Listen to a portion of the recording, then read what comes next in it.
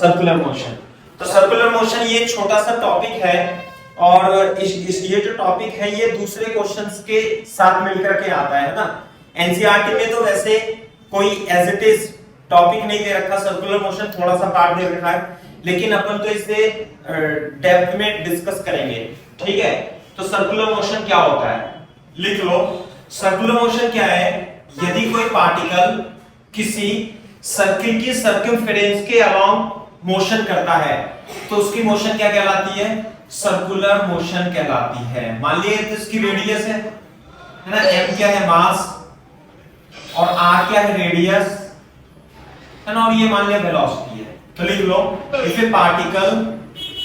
a particle moves along the circumference of the circle, then motion of particle is called motion of particle or object of an object is called circular motion, is called circular motion। Clear है क्या बात? ठीक है। तो हम discuss करेंगे circular motion में सबसे पहले kinematic of circular motion, kinematics of circular motion. Circular motion की काइनेमेटिक को हम डिस्कस करेंगे।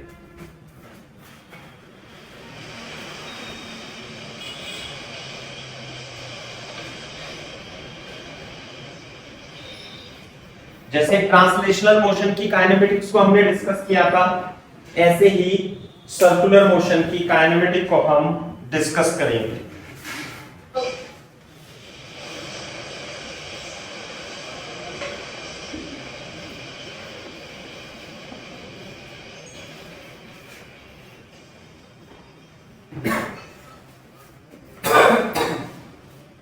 ऐसे मूव करेगा ये।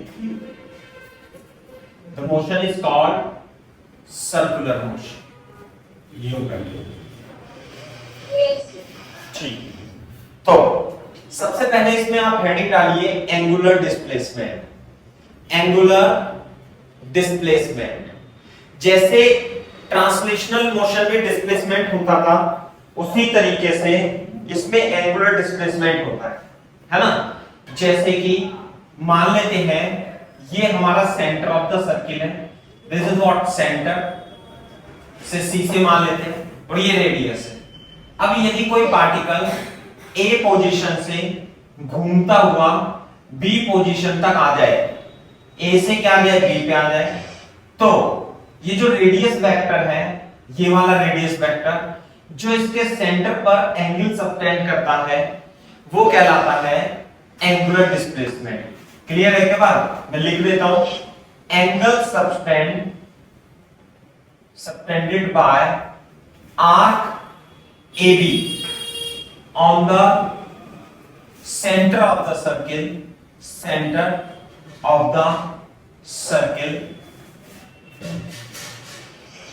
during circular motion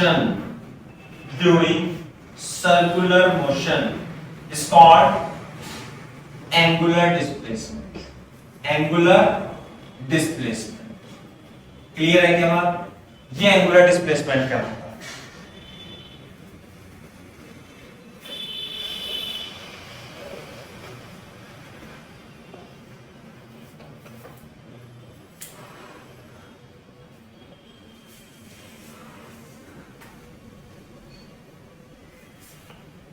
ठीक है भाई, एंगुलर डिस्प्लेसमेंट। इसकी यूनिट कैसी होगी? इसकी यूनिट रेडियन होती है। यूनिट क्या होती है इसकी? ऐसा यूनिट जो होगी, यूनिट इज रेडियन, ऐसा यूनिट। क्लियर है क्या बात? रेडियन होता है। वैसे तो डिग्री भी होती है ना। अरे 360 degree is equal to 2 pi radian, ऐसे अपने को रिलेशन पता होना चाहिए, है ना। वो तो अलग बात है। हाँ भाई, अब ये किस प्रकार की क्वांटिटी है? ये वेक्टर है या स्केलर है? स्केलर है या वेक्टर है? बता सकते हो आप कुछ?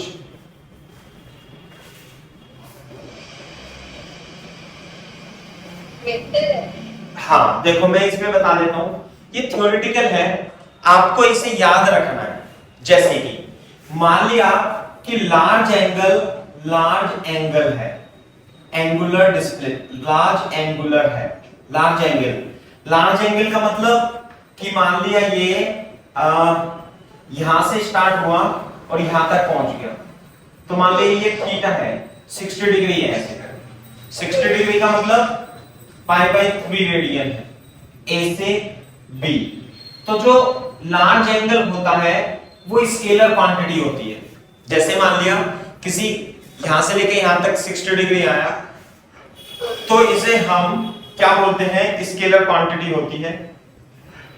जबकि small angular displacement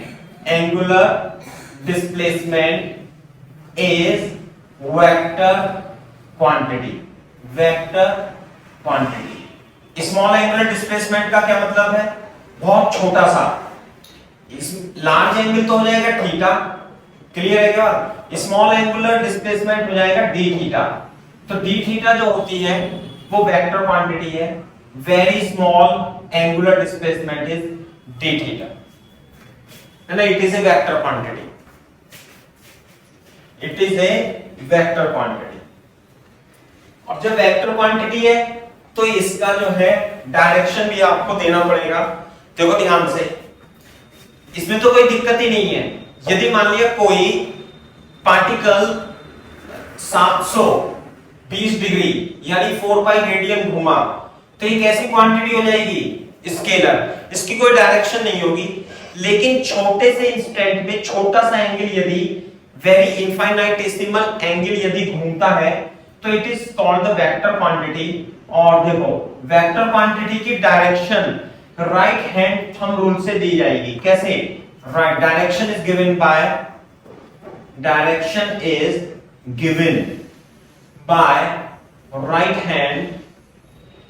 right hand thumb rule.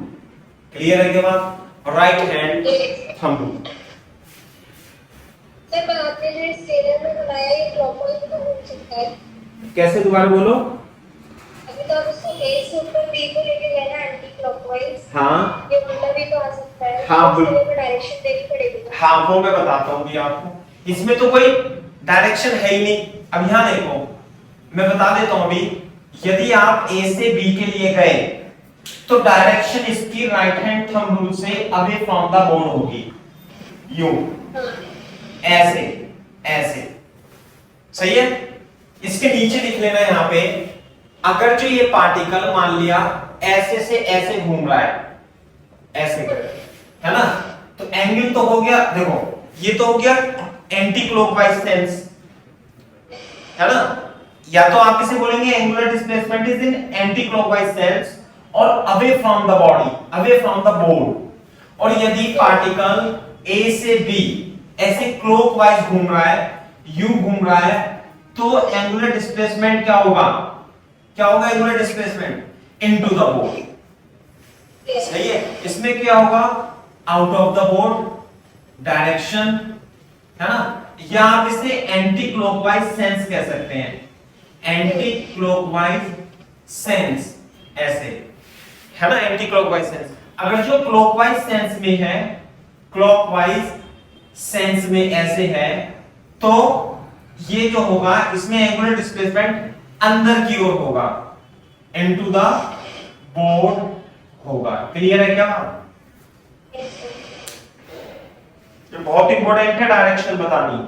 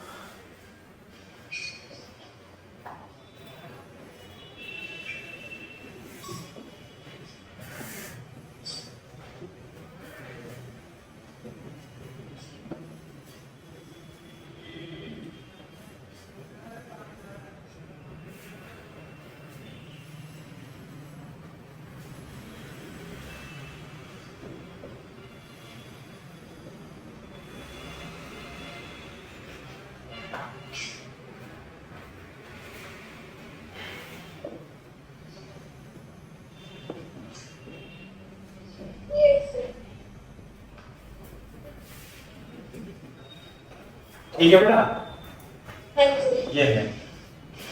इस तरीके से आप इसे एंगुलर डिस्प्लेसमेंट की डायरेक्शन बहुत ज्यादा इंपॉर्टेंट है ना, तो यूं करेंगे। तो मैं आपको बता भी देता हूं, जैसे एक और मैं आपको चित्र बनाता हूं 3D डायग्राम में, तो आप समझ जाओगे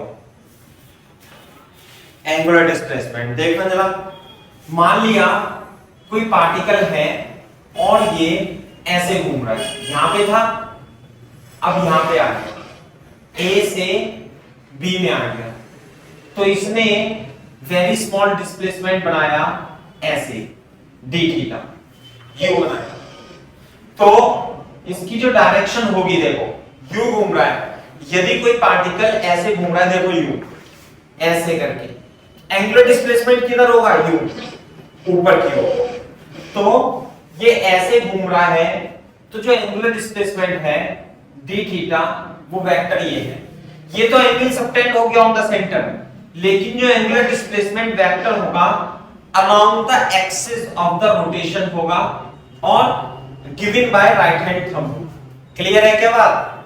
अच्छा, अगर जो मान लिया ये सर्कुलर मोशन कर रहा है कोई पार्टिकल ऐसे, और वो ऐसे घूम रहा है, ये तो कैसे घूम रहा है, ये तो ऐसे घूम रहा था और ये ऐसे घूम रहा है। मान लिया वो यहां पे आया और ए से बी तक ऐसे चला गया, मान लिया ऐसे चला गया। क्लियर है क्या बात? तो इसके एंगुलर डिस्प्लेसमेंट, अगर जो कोई पार्टिकल यू घूम रहा है तो ऐसे करके, तो इसका एंगुलर डिस्प्लेसमेंट नीचे की ओर हो जाएगा। अब आ रही है बात समझ में? हाँ, तो ऐसा नहीं है कि एंगुलर डिस्प्लेसमेंट क्लॉकवाइज होगा एंटी क्लॉकवाइज होगा, नहीं। एंगुलर डिस्प्लेसमेंट सर्किल के प्लेन के परपेंडिकुलर होगा, या तो प्लेन के परपेंडिकुलर इधर की ओर या इधर की ओर। बात समझ में आई? सर अगर ये d थीटा की जगह से थीटा होता तो स्केलर क्वांटिटी ये मैथमेटिकली डिफाइंड है बस, और इसका कोई बहुत ज्यादा लॉजिक नहीं है ना। मैथमेटिक्स को सेटिस्फाई करने के लिए ये रूल बनाए गए हैं। बहुत सारी किताबों में आपको मिलेगा भी नहीं, लेकिन कुछ किताबों में मिलेगा।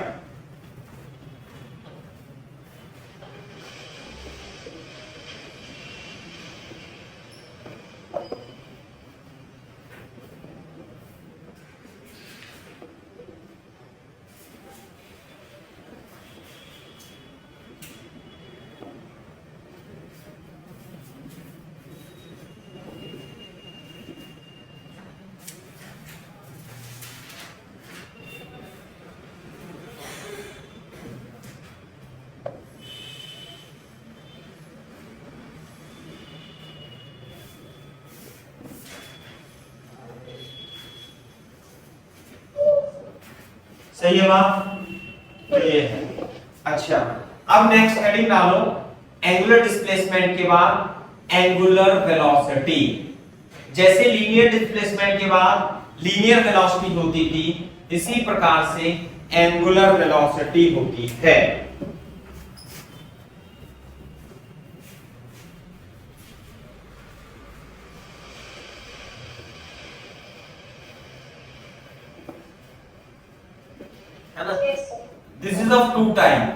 This is of two types.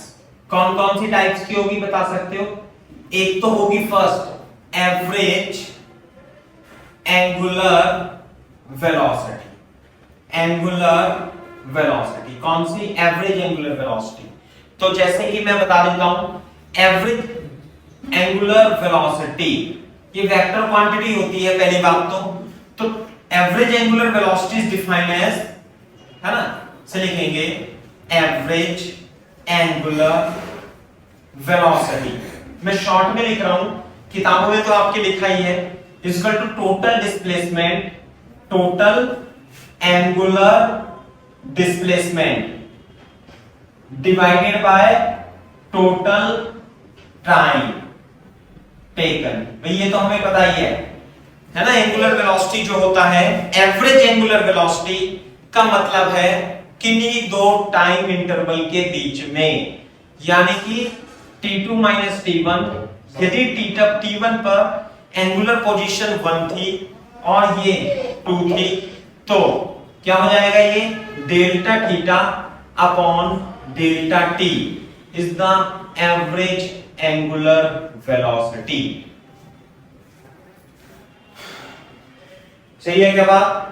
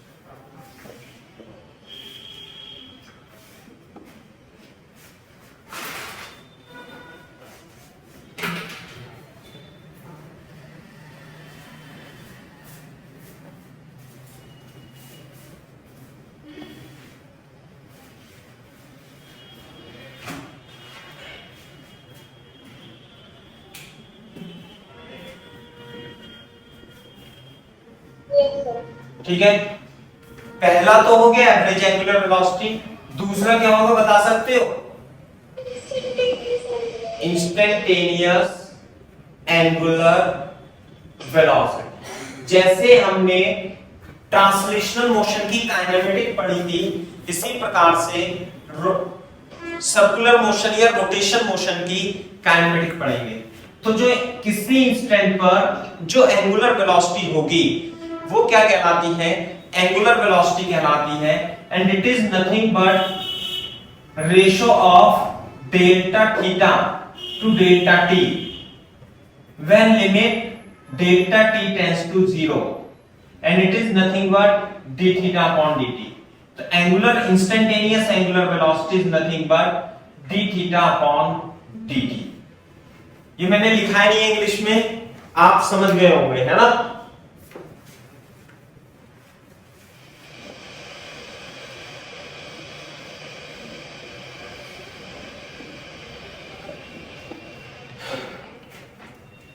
है ना? यूनिट क्या होगी? Radian per second. Dimensional formula कितना होगा? t माइनस 1 होगा।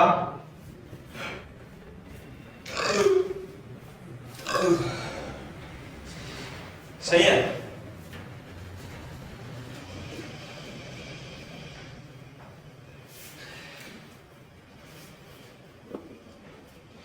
हाँ भाई, डायरेक्शन, अब हम इसकी डायरेक्शन के बारे में बताते हैं।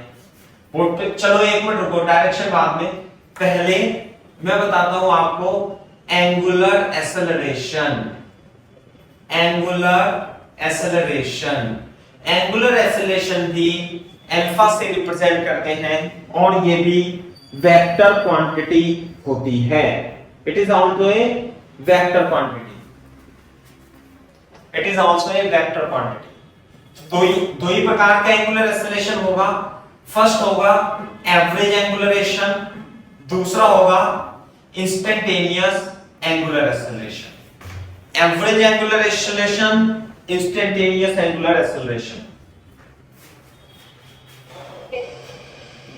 एवरेज एंगुलर एक्सेलरेशन क्या होगा? Change in total change in velocity divided by total time. यानी पहले एंगुलर वेलोसिटी ओमेगा 1 थी, अब ओमेगा 2 हो गई, तो एंगुलर वेलोसिटी में चेंज जो होगा वो t2 माइनस t1 से डिवाइड कर देंगे। क्लियर है बात? Delta omega upon delta t। ठीक है? और instantaneous angular acceleration limit delta t tends to 0 ratio of delta omega to delta t when limit delta t tends to 0, which is called omega upon omega t, it is called instantaneous angular acceleration। Clear है क्या बात? Vector quantity होती है, vector quantity होती है unit radian per second square होगा। ये तो क्योंकि ओमेगा किस में है, रेडियन पर सेकंड में, और नीचे क्या है, सेकंड, है ना। और डायमेंशन फॉर्मूला, दोनों का डायमेंशन फॉर्मूला क्या होगा, t की पावर -2, क्योंकि एंगल तो का तो डायमेंशन फॉर्मूला होता नहीं है, केवल टाइम का ही होगा, और t स्क्वायर हो जाएगा।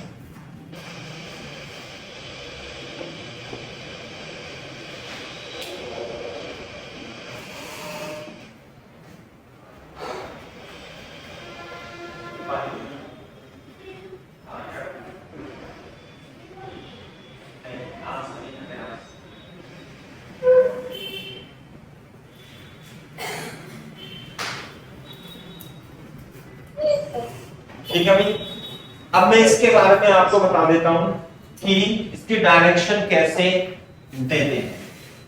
अब यदि मैं, आपके घर में पंखा लगा होगा, पंखा पंखा चल रहा है क्या साइना घर पे, हैं? बहुत गर्मी है, चलता है। अच्छा एसी नहीं, पंखा चल रहा है या नहीं चल रहा है? Yes sir. हाँ, तो पंखे की वेलोसिटी घूम जो रही है, ये कांस्टेंट एंगुलर वेलोसिटी से घूम रहा है, क्या सही बात है? यू सेम घूम रहा है, क्लियर है क्या बात? तो जब ये सेम घूम रहा है तो इसमें एंगुलर एक्सेलरेशन नहीं है, हाँ यस। समझ में आएगा बात? अच्छा, यदि आप इसे स्विच ऑफ कर दोगे तो इसकी वेलोसिटी धीरे धीरे कम होगी, तो इसमें एंगुलर रिटार्डेशन होगा। यस। और यदि ये पंखा बंद है और आपने स्विच ऑन किया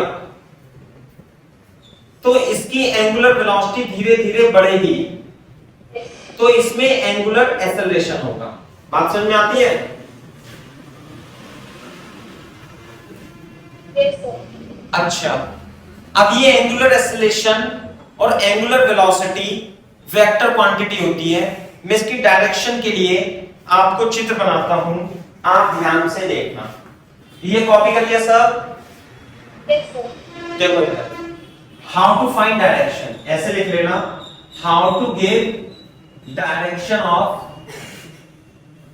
omega and alpha, omega and alpha की डायरेक्शन आप कैसे देंगे।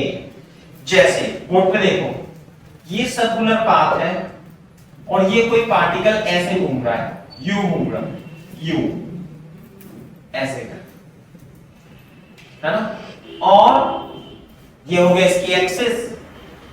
साथ में अभी इसमें क्या है, इफ ओमेगा इज इंक्रीजिंग, एक मिनट, इफ पहले लिखेंगे, पहला केस बना लेंगे इसमें, if omega is constant, clear है क्या बात? ओमेगा कांस्टेंट है, ओमेगा कांस्टेंट है तो एंगुलर एक्सेलरेशन क्या होगा, 0, और ये ऐसे घूम रहा है, तो जो एंगुलर वेलोसिटी है उसकी direction right hand thumb rule से, राइट हैंड के थंब रूल से दी जाएगी। ये ऐसे घूम रहा है तो एंगुलर वेलोसिटी की डायरेक्शन क्या होगी, ऐसे होगी। क्लियर है क्या बात? इसी तरीके से, और अल्फा कितना है इसमें, अल्फा है 0, और यदि कोई पार्टिकल इस तरीके से घूम रहा है ऐसे करके यू, ये तो हो गया एंटी क्लॉकवाइज सेंस, ये हो गया क्लॉकवाइज सेंस, तो इसमें ओमेगा की वैल्यू हो जाएगी, ओमेगा की डायरेक्शन हो जाएगी नीचे, और अल्फा क्या हो जाएगी 0, क्योंकि ओमेगा इसमें कांस्टेंट है तो अल्फा क्या होगा 0। ये बात समझ में आती है नहीं? तो जो एंगुलर वेलोसिटी की डायरेक्शन है वो, जैसे तुम्हारे यहाँ पंखा घूम रहा है, ये पंखा घूम रहा है, तो एंगुलर वेलोसिटी की डायरेक्शन बता सकती हो किधर की ओर है अपने पंखे की, आपके पंखे की?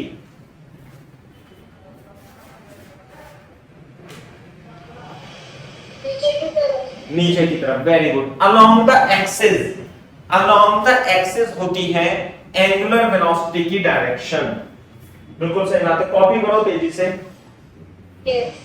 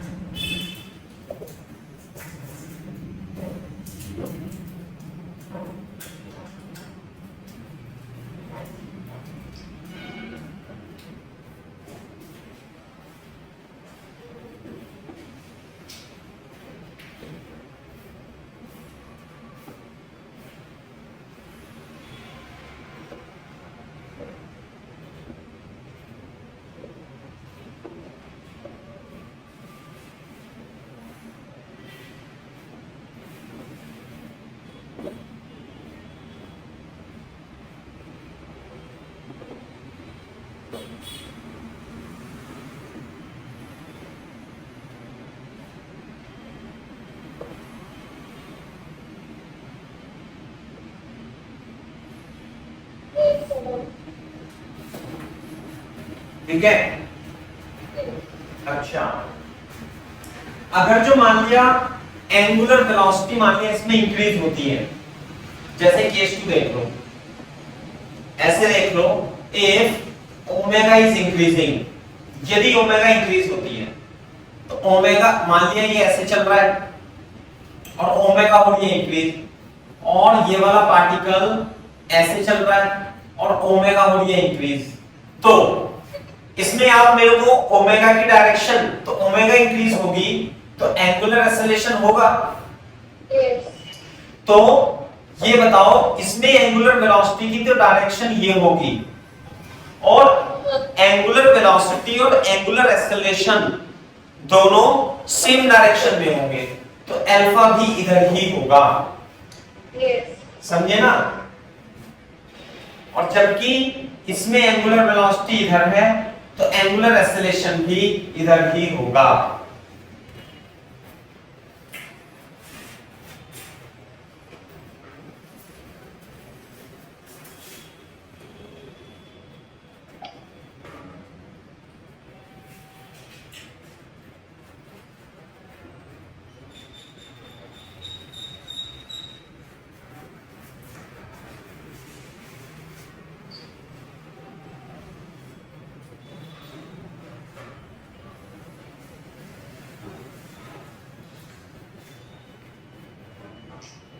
हाँ भाई,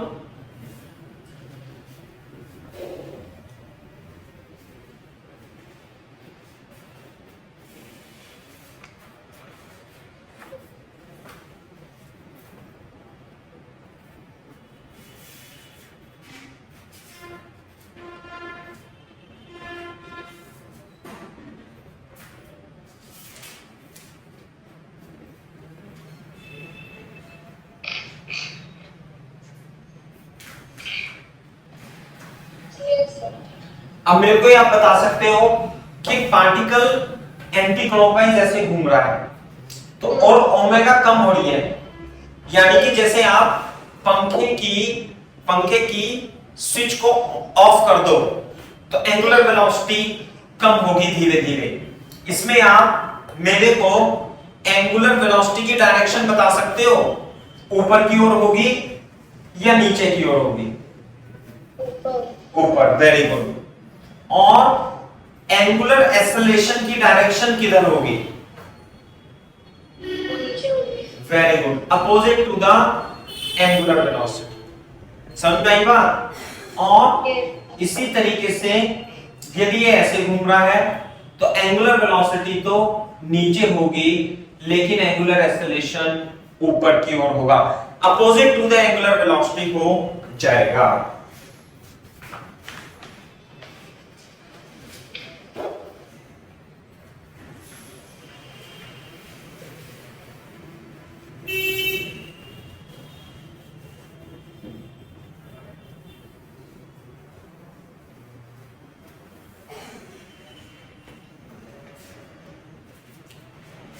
देखो, जैसे हम रेक्टिलिनियर मोशन में, ट्रांसलेशनल मोशन में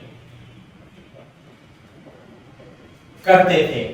हाँ भाई, कौन सी इक्वेशन लगाते थे? v बराबर u plus a t, s is equal to ut plus half a t square, v square is equal to u square plus 2a dot s। ये लगाते थे ना भाई। किसके लिए लगाते थे? Constant angular acceleration, constant linear acceleration. इसी प्रकार से सिमिलरली रोटेशनल मोशन में भी, रोटेशनल मोशन में भी, रोटेशनल बोले तो kinematic of the circular motion में भी आप सेम इक्वेशन लगाएंगे, omega is equal to omega naught plus alpha into T, theta इसे vector quantity omega naught T plus half alpha T square, और omega square is equal to omega naught square plus 2 alpha dot theta. Clear है क्या बात? If alpha is constant, यानी कि angular acceleration यदि constant है तो सेम हम इक्वेशन लगा सकते हैं।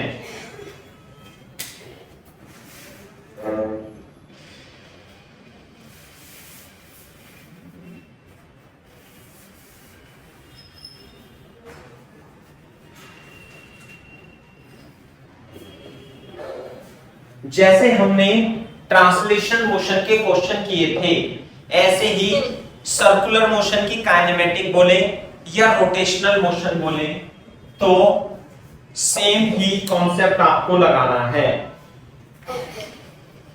सेम जो फॉर्मूले या कैलकुलस जो हमने यूज की थी ना, वही सेम तरीके से यूज करेंगे।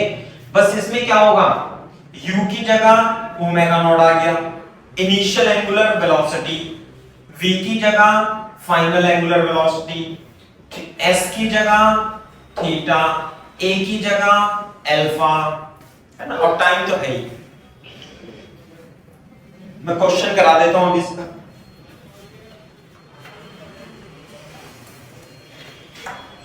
लिख लो question.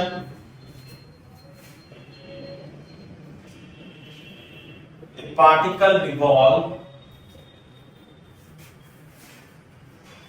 in a circle, revolves in a circle and completes first 1/3 of the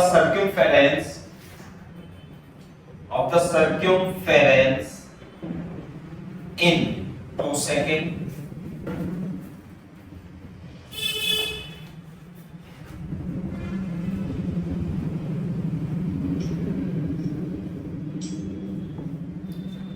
And next 1/3 circle is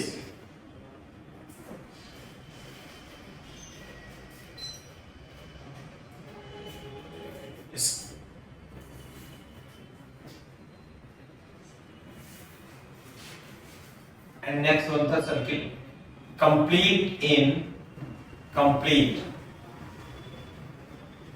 completes in 1 second. Find average angular velocity. Average angular velocity omega average आपको find होगा।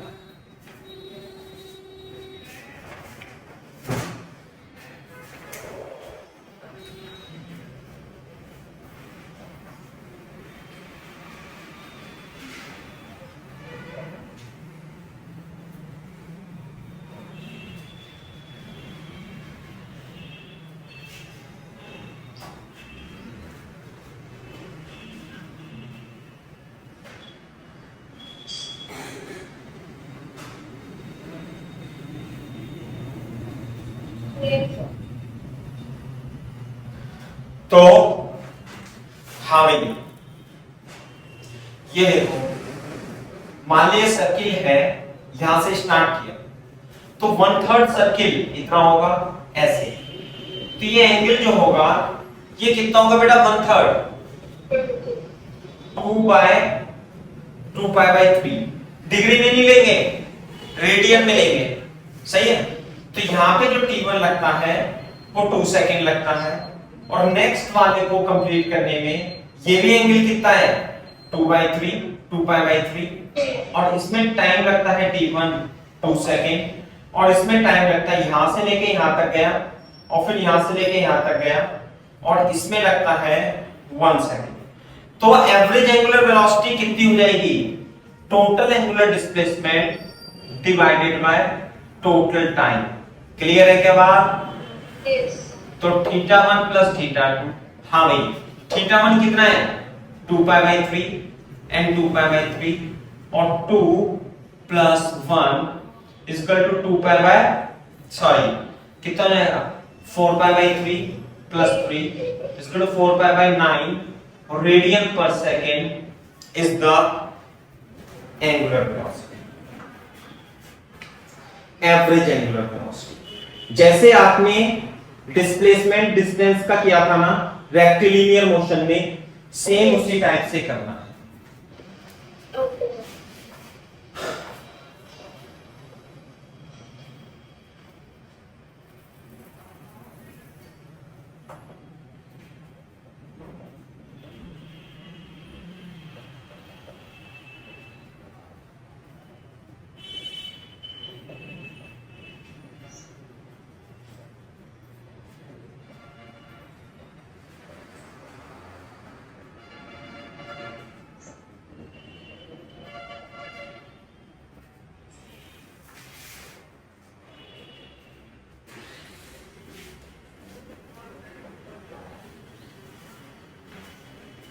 यदि कोई particle किसी circle में constant angular velocity से चल रहा है और वो कंप्लीट करता है कैपिटल टी टाइम में,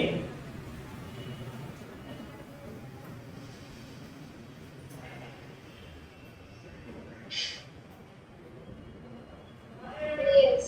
कैपिटल टी टाइम में कंप्लीट करता है, तो बता सकते हो इसकी ओमेगा कितनी होगी? यहां बना लेते हैं, यहां से स्टार्ट किया, ऐसे ऐसे ऐसे ऐसे घूम रहा है और यूनिफॉर्म एंगुलर वेलोसिटी से घूम रहा है, तो एंगल उसने कितना कवर करेगा 2π, और टोटल टाइम कितना लगा t, तो ओमेगा को हम 2π/t भी लिखेंगे इस केस के लिए। बात समझ में आ रही है नहीं? Yes. और अगर जो इसकी फ्रीक्वेंसी को हम f मान लें, फ्रीक्वेंसी f, और वो होता है 1 सेकंड में कैलकुलेटेड नंबर ऑफ टर्न्स, तो f को लिखेंगे हम 1/t, ओमेगा तो आ जाएगा रेडियन पर सेकंड में, और इसे हम सेम को ओमेगा को 2πf भी लिख सकते हैं। याद और जो f क्या है, f इज द फ्रीक्वेंसी, इसकी यूनिट होती है सेकेंड इनवर्स और हर्ट्ज। क्लियर है क्या बात? Yes. सेकेंड इनवर्स और उसमें हमने टोटल एंगुलर डिस्प्लेसमेंट ऊपर 0 दिया, वापस इस पॉइंट पे तो आया है। नहीं, टोटल एंगुलर डिस्प्लेसमेंट जीरो कहां से हो जाएगा? ये यहां से लेके यहां तक आ गया ना, ये रहा, ये तो चल ही रहा है। Angle made by this radius vector on the circle, अगर जो 2 चक्कर लगाएगा तो 4π हो जाएगा। Okay. वैसे लीनियर डिस्प्लेसमेंट जीरो होगा पार्टिकल का। Angular displacement is defined as angle made by the radius vector on the circle during the circular motion, तो जीरो नहीं है।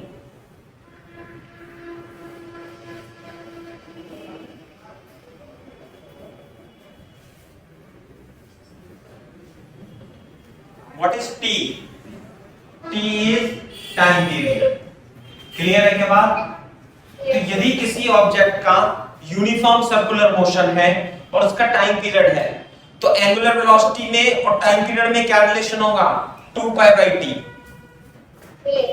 और फ्रीक्वेंसी में होगा omega equal to 2πf। For example find omega for minute hand and second hand of ए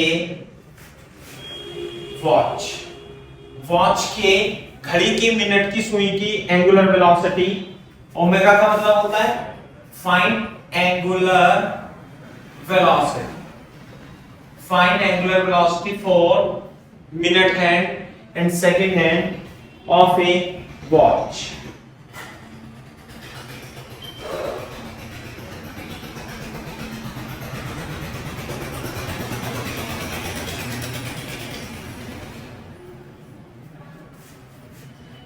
हाँ भाई, जब कॉपी कर लेना तो बोल देना ढंग से।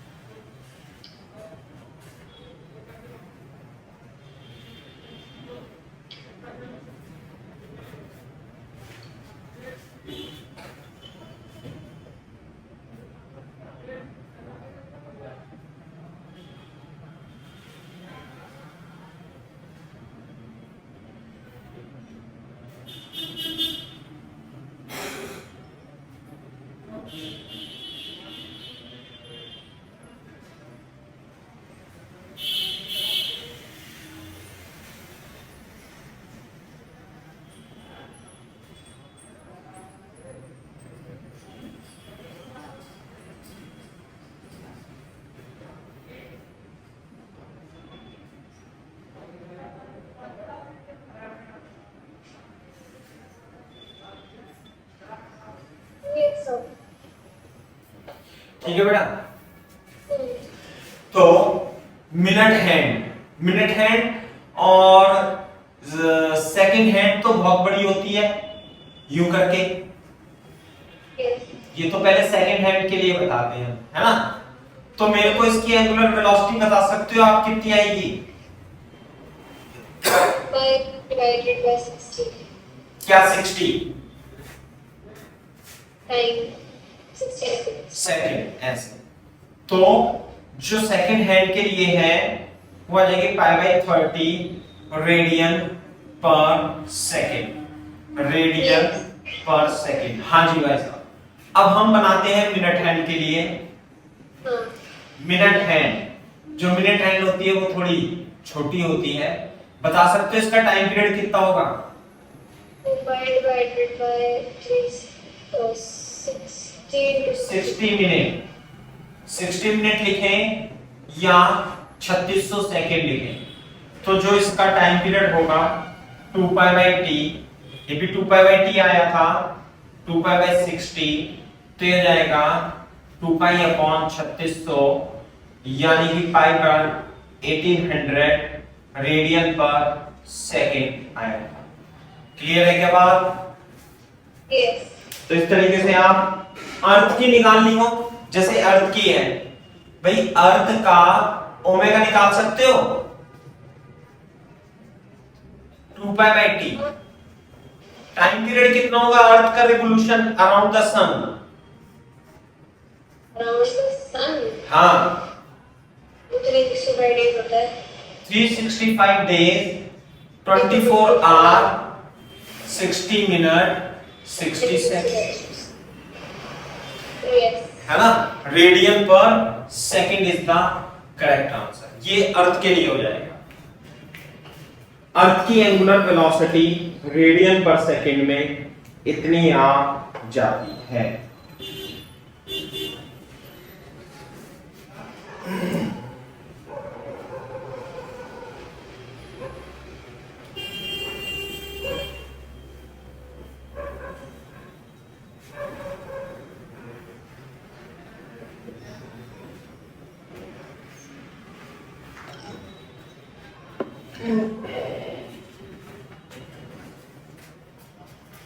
क्वेश्चन लिख देता हूं मैं।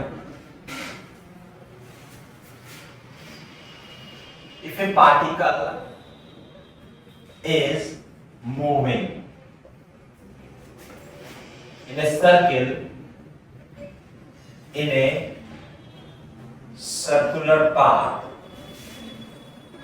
with constant angular velocity omega is equal to pi by 8 radian per second.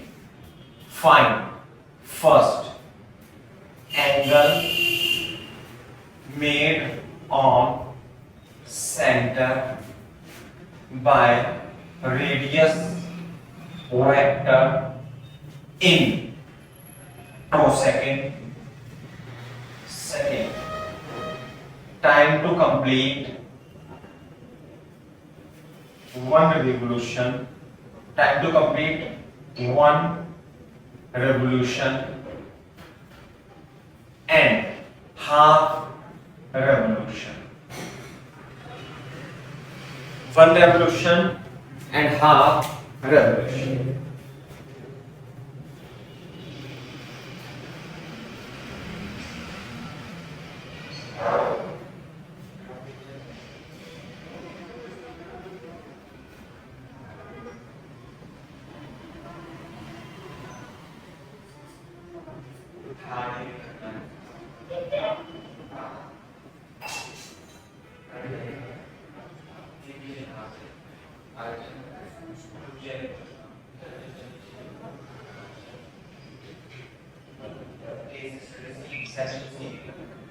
EMI का क्या है 6 टाइम EMI का नाम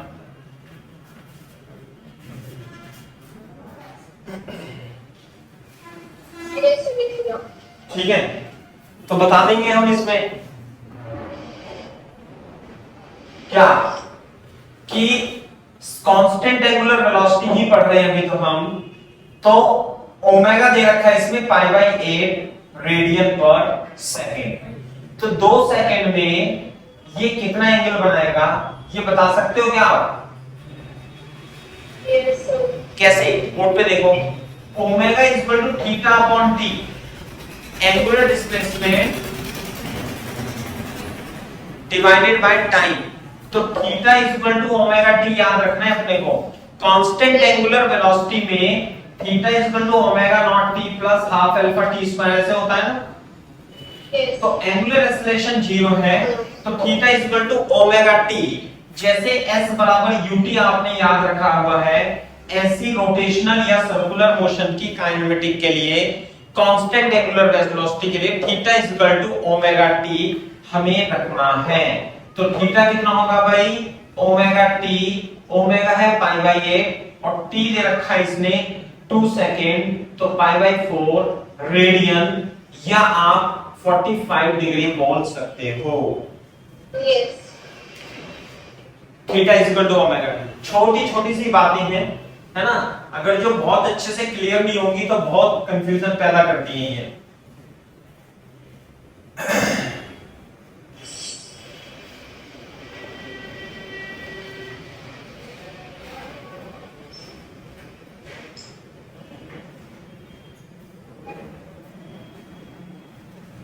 Yes, sir.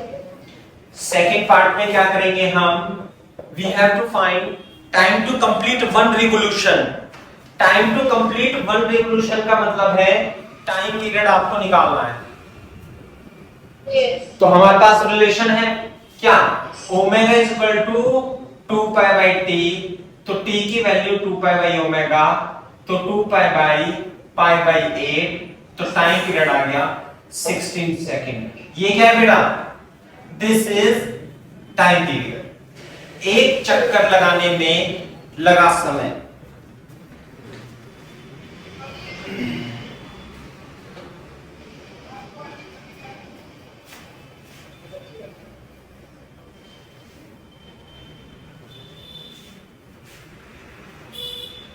Yes, sir.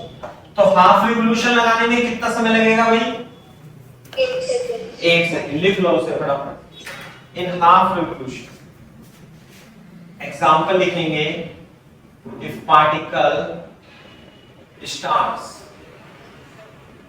Moving on the circle on the circle with angular acceleration 2 radian per second square, 2 radian per second square. Find the angle made by particle on center first in 3 seconds.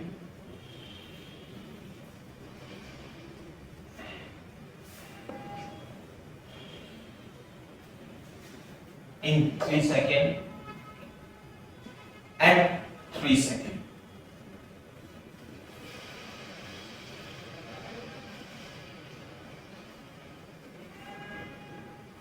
In third second. In third second. In third second. How is it?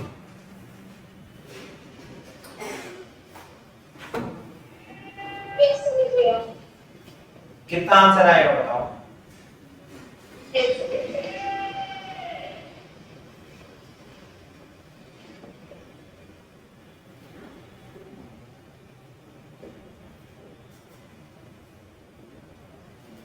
Alpha दे रखा है इसमें।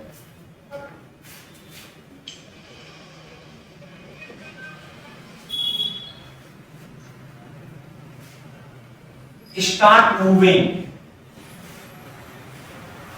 सही है क्या? Yes. Alpha 2 radian per second square सही है क्या? First part में टी की वैल्यू कितनी दे रखी है? 3 सेकेंड। कौन सी इक्वेशन लगाएंगे? Omega naught plus half alpha T square. Omega naught है 0, इनिशियल एंगुलर वेलोसिटी, तो थीटा कितना होगा भाई? Half alpha T square 2 into 3 square. Answer आ गया 9 radian is the correct answer.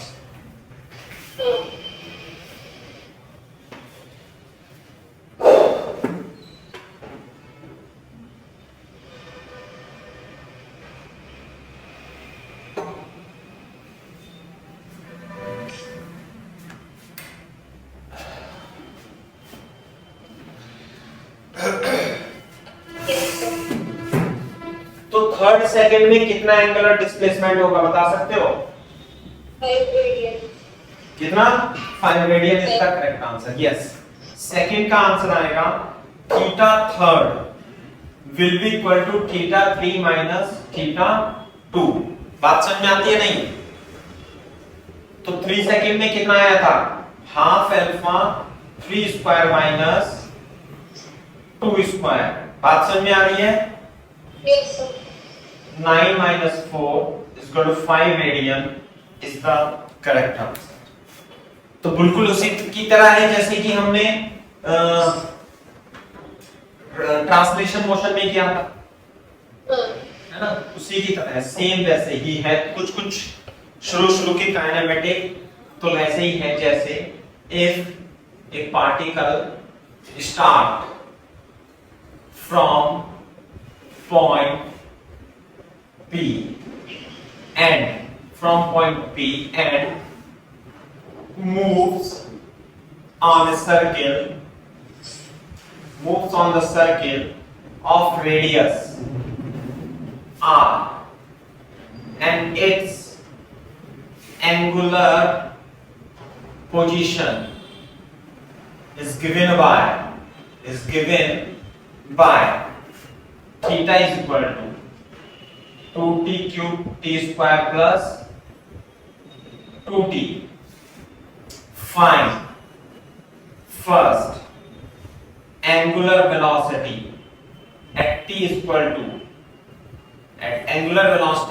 t is equal to 2 second पर। Second angular acceleration at t is equal to 2 second पर। Third angle made on the center of circle in 2 second in 2 second.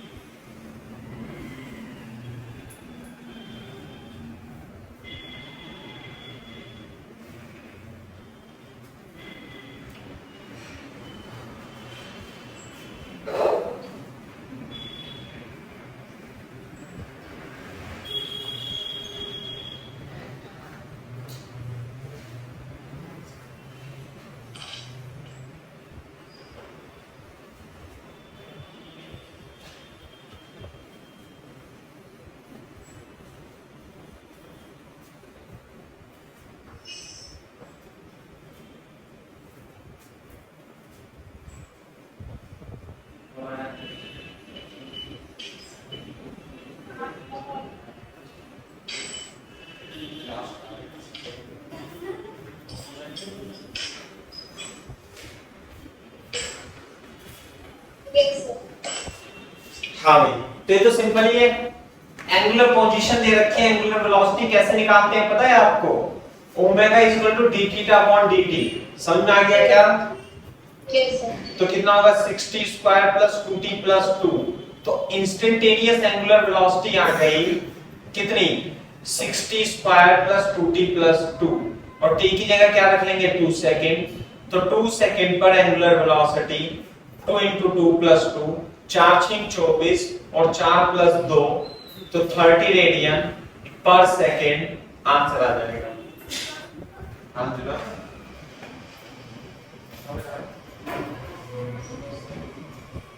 क्या क्या मतलब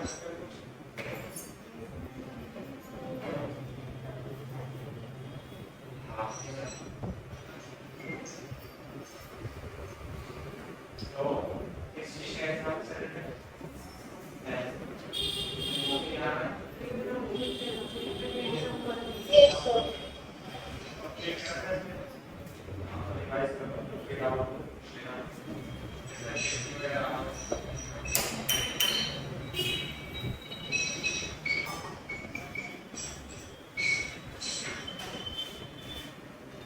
alpha कैसे निकालेंगे भाई? dw by dt. D omega upon dt से। वही करना है जैसे हम उसमें करते थे 20 प्लस 2। तो अल्फा इंस्टेंटेनियस 2t प्लस 2 आ गया। तो t की जगह क्या रख देंगे हम 2 सेकेंड। तो 2 is equal to 12 into 2 plus 2 26 radian per second square आ जाएगा answer. 26 radian per second square आ जाएगा answer. Angle made bye centre. क्या इसका कैसे निकालें बेटा आंसर? थीटा वाली जो पोजीशन है उसमें t को निकाल देंगे। हाँ बिल्कुल सही बात है। थीटा की t में थीटा की जगह कर दो आप इसमें, है ना? Yes, sir.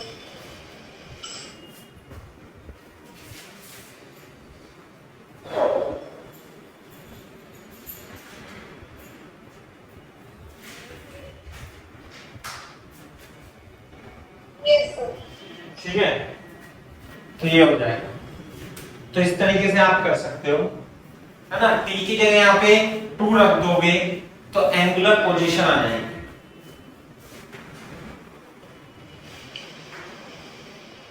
ठीक है, तो इस तरीके से मतलब जो आपने डिफरेंशियल और इंटीग्रल कैलकुलस यूज की थी, है ना, काइनेमेटिक्स में, मोशन इन 1D में, सेम चीज आप लगा सकते हो इसके लिए। क्लियर है क्या बात? ये है। Yes, sir. अब लिखो relation between linear velocity and angular velocity. Linear velocity और एंगुलर, लीनियर वेलोसिटी v और एंगुलर वेलोसिटी o में जो रिलेशन होता है v equal to omega cross r होता है। ये हमें प्रूफ करना है।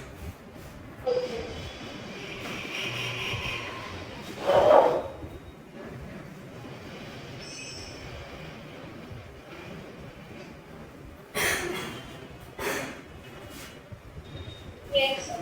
ठीक है, तो देखो ध्यान से, अगर जो कोई पार्टिकल ऐसे मूव कर रहा है, यूं करके एक सर्किल में मूव कर रहा है, ऐसे इज लाइक दिस, ठीक है, यूं मूव कर रहा है, तो ध्यान से देखो, जब ये पार्टिकल यहां से यहां तक छोटा सा angular displacement D theta travel करता है, कहां से कहां तक, ए से बी तक, तो एंगुलर वेलोसिटी तो ऐसे होगी, सही है।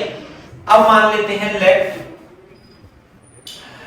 इसकी वेलोसिटी कितनी थी, v, है ना, v से मूव कर रहा है, और यहाँ पे क्या मूव कर रहा है, यहाँ भी v से मूव करेगा, ऐसे v से, क्लियर है बात। ये तो साइड व्यू हो गया, साइड व्यू, और रेडियस कितनी मान लें इसकी, आप यदि मैं टॉप व्यू देखूं, टॉप व्यू ऊपर से झांक के देखूं तो मेरे को ऐसा दिखाई देगा, और ये पार्टिकल ए से बी तक चला जाए, क्लियर है के बाद। तो ये जो आर्क मान लेते हैं, ये मैं डेल्टा एस मान लेता हूं ऐसे, ये कितना हो गया डेल्टा एस, और ये ए से बी तक ये कितना एंगल हो गया, डेल्टा थीटा मान लेते हैं थोड़ी देर के लिए, से डेल्टा थीटा मान लो, है ना, और ये हो गया रेडियस। तो स्मॉल एंगुलर डिस्प्लेसमेंट के लिए ऐसे करके, स्मॉल एंगुलर डिस्प्लेसमेंट, है ना, तो एंगल इज इक्वल टू क्या लगा दें हम, angle is equal to arc upon radius. तो आर्क कितनी है डेल्टा एस, रेडियस कितनी है आर, और एंगल कितना है डेल्टा थीटा, क्लियर है क्या बात। तो delta s can be written as delta theta. मान लेते हैं यहां से लेके यहां तक का जो इसने टाइम लगा है वो कितना लगा है, डेल्टा टी, है ना, ऐसे लिख लेंगे, if it is moving with constant speed, constant speed से मूव कर रहा है।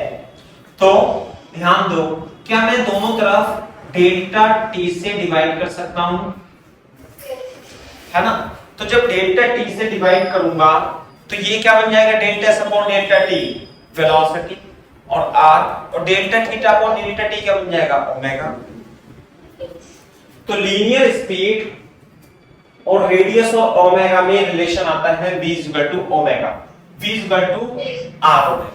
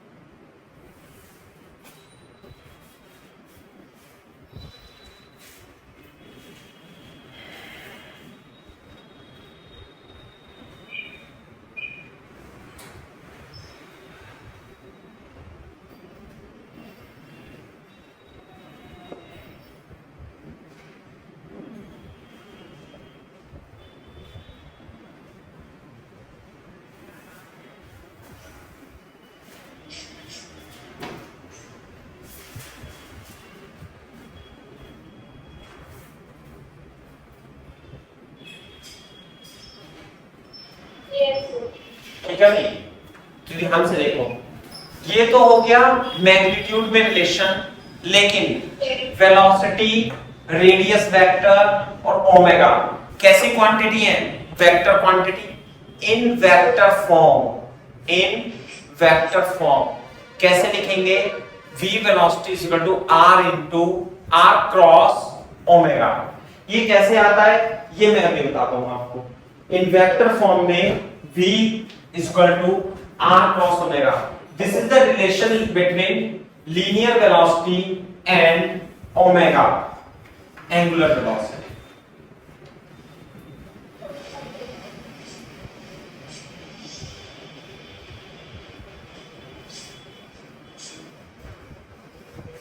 देखो जरा, मैं इसका चित्र बनाता हूं आप भी इसका चित्र बनाना, ठीक है।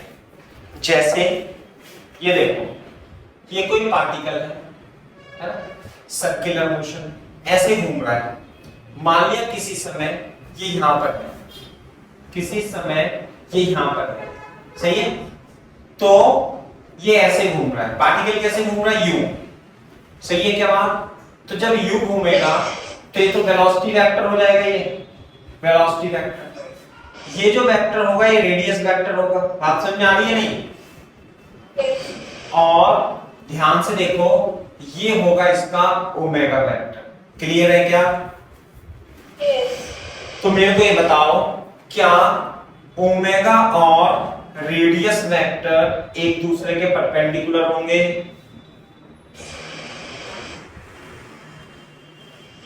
ओमेगा और रेडियस वेक्टर एक दूसरे के परपेंडिकुलर होंगे, सही है क्या।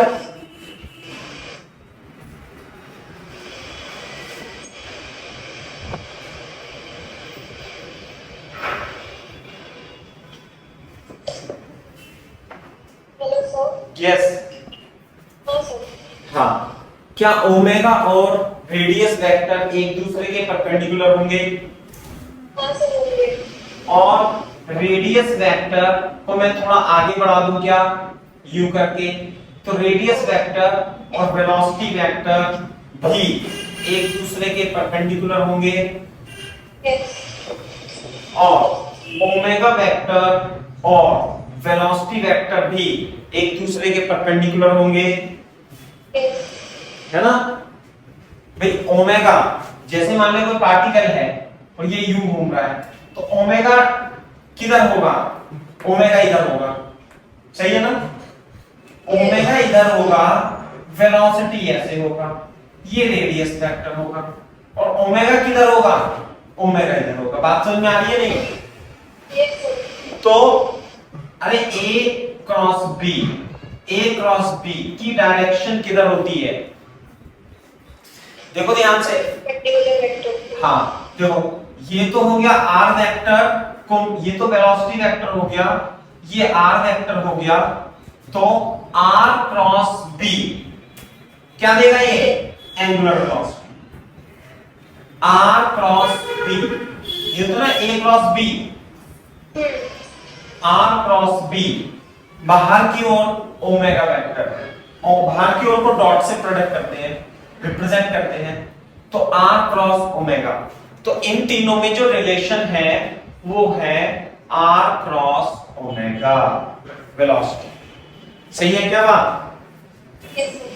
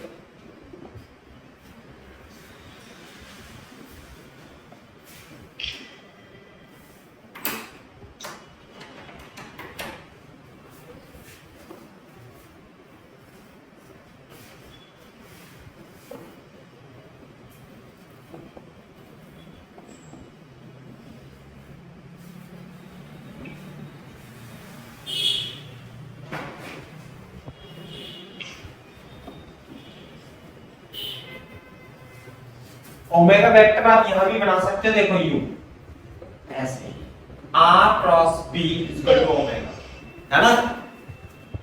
Yes.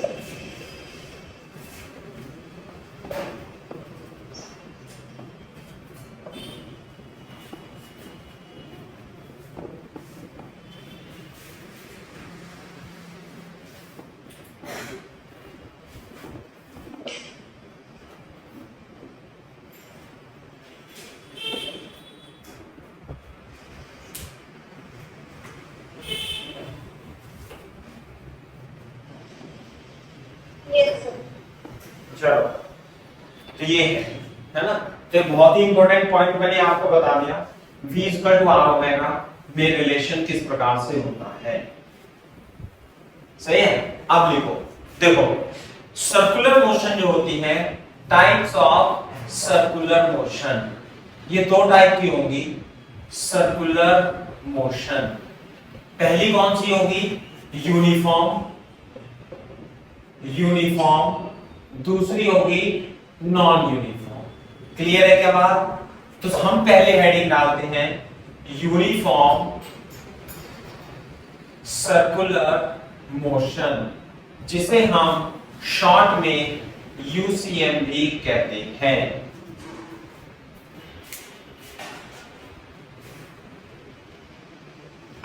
Uniform circular motion.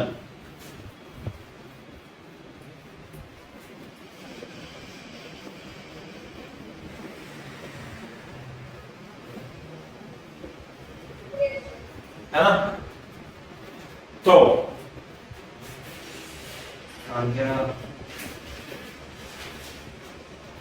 Uniform circular motion, इसमें पॉइंट लिख लो।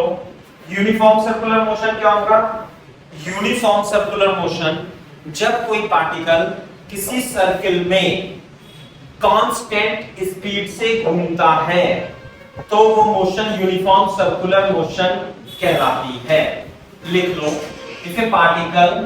if a particle moves along the circumference, along the circle, ऐसे लिख लो, along the circle with uniform speed,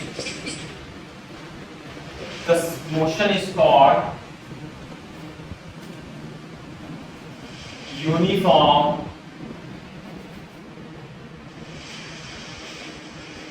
circular motion।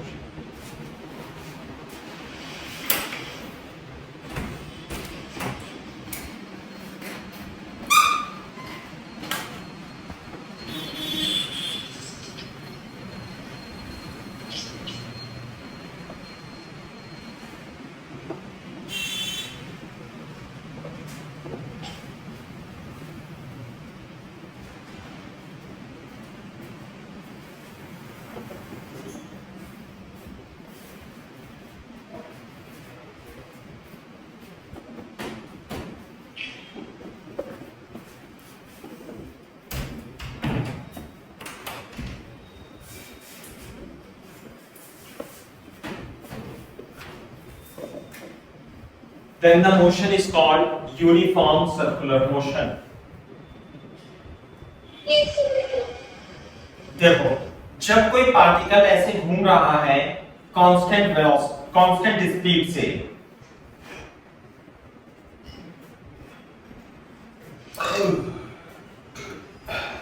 ये, लेकिन क्योंकि इसकी डायरेक्शन बदल रही है तो क्या इसकी वेलोसिटी कांस्टेंट है, नहीं। नहीं है बात समझ में।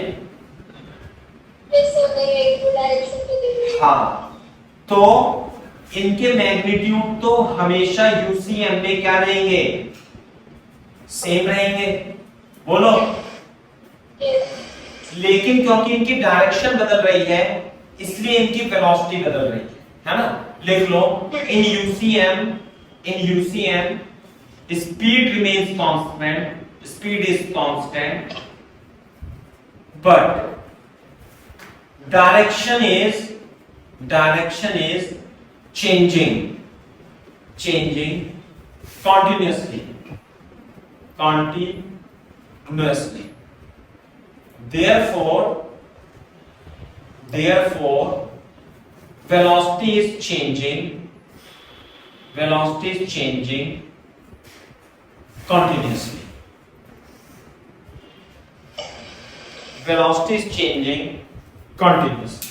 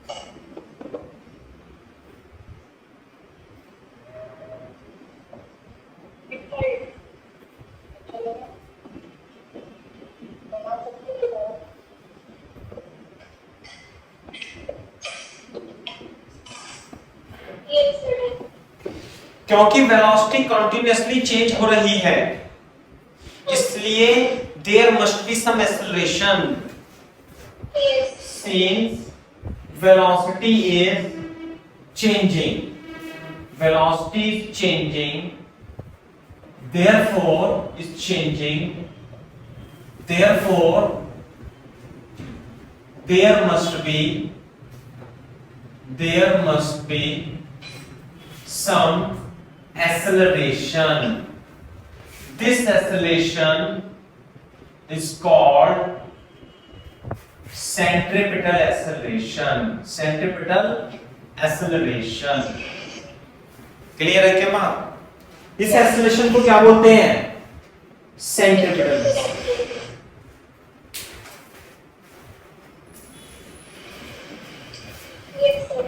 हाँ? दूसरी बात, ये जो सेंट्रिपिटल एक्सेलरेशन है, magnitude of centripetal acceleration is v square upon r or r omega square, and its direction is always towards the center. समझ में आई बात? जब कोई पार्टिकल यूनिफॉर्म स्पीड से चल रहा है, क्लियर है क्या बात, तो उसकी वेलोसिटी हमेशा चेंज होती रहती है और उसमें एक एक्सेलरेशन लगेगा। किधर की ओर लगेगा भाई? सेंटर की ओर। उसकी डायरेक्शन क्या रहेगी? हमेशा सेंटर की ओर रहेगी और इसे हम सेंट्रिपिटल एक्सेलरेशन कहते हैं। AC सेंटर की ओर रहेगा और AC की value v square upon r और r ओमेगा स्क्वायर होती है। क्लियर है क्या बात? तो ये मैग्नीट्यूड ऑफ सेंट्रिपिटल एक्सेलरेशन कहां से आया? ये मैं अभी कराऊंगा नेक्स्ट में।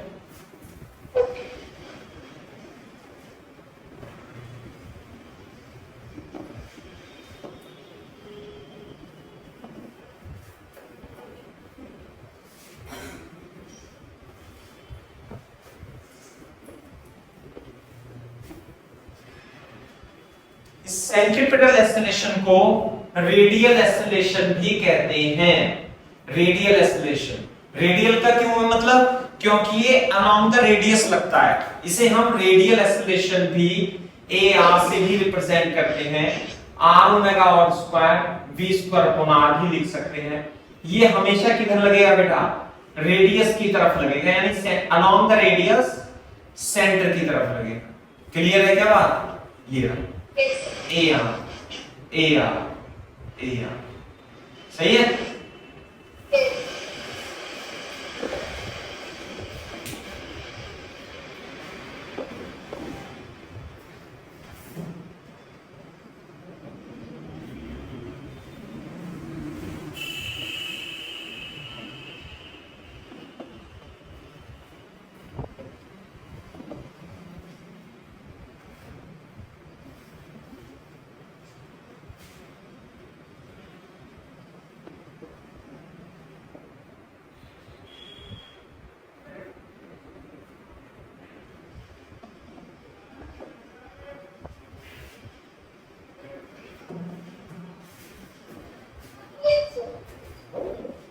है ना?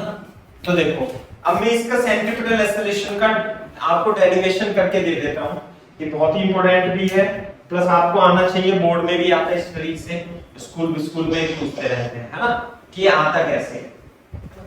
मान लेते हैं, है ना, हमारे पास कोई एक बॉडी है और ये कांस्टेंट स्पीड से मूव कर रही है, कांस्टेंट स्पीड से मूव कर रही है। क्लियर है क्या बात? इसे एक्स एक्सिस मान लें, इसे वाई एक्सिस। जो सेंटर है वो कहां पर है? ओरिजिन पे है। क्लियर है क्या बात? तो यहां कांस्टेंट स्पीड से मूव करती है, ए से स्टार्ट होती है और कहां पहुंच जाती है?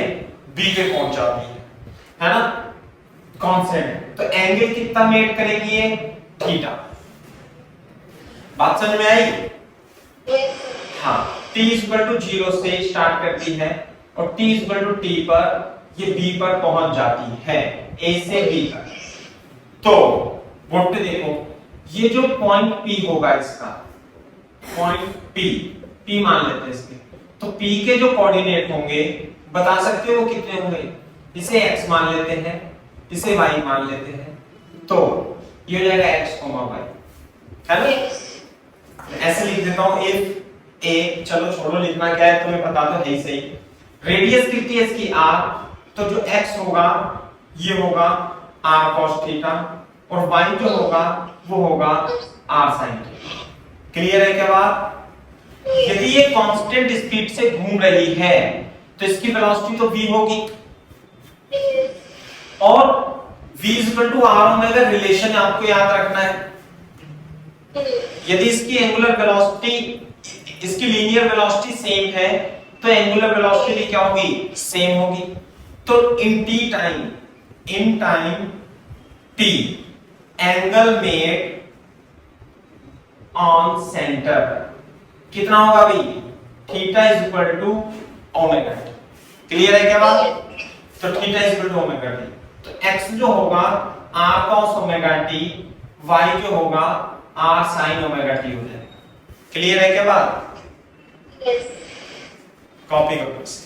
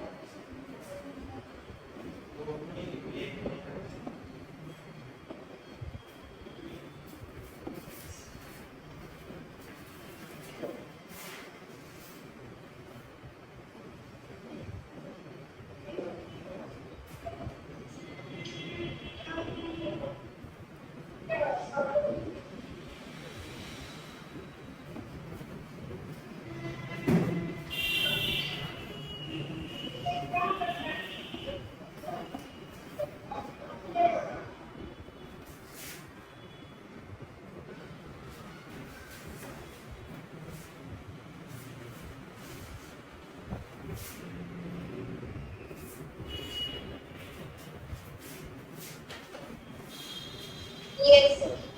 तो जैसे ये पॉइंट P है तो OP वेक्टर क्या कहलाएगा इसका? OP vector is the position vector. Position vector, position vector OP है ना, Yes. तो R ही होगा। तो क्या मैं इसे xi कैप yj कैप लिख सकता हूं? Yes.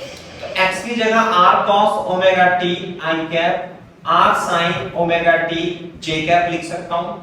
तो क्या मेरे को इस पार्टिकल का पोजीशन वेक्टर मिल गया? तो पोजीशन वेक्टर जो है ये हमेशा चेंज हो रहा है। पोजीशन वेक्टर क्या हमेशा टाइम के रिस्पेक्ट में चेंज हो रहा है। तो यदि आपको पोजीशन वेक्टर पता लग गया तो क्या आप इसका वेलोसिटी वेक्टर भी निकाल सकते हो? कैसे? dr अपॉन dt से। Yes. तो dr अपॉन dt इसका डिफरेंशिएशन करेंगे तो कितना आएगा? r minus omega sine omega t i cap r omega cos omega t j cap. Clear है क्या बात? Yes. तो मैं इसका वेलोसिटी वेक्टर निकाल करके minus sign omega t i cap plus cos omega t j cap लिख सकता हूं। Yes, sir. कॉपी करो यहां तक फटाफट तेजी से।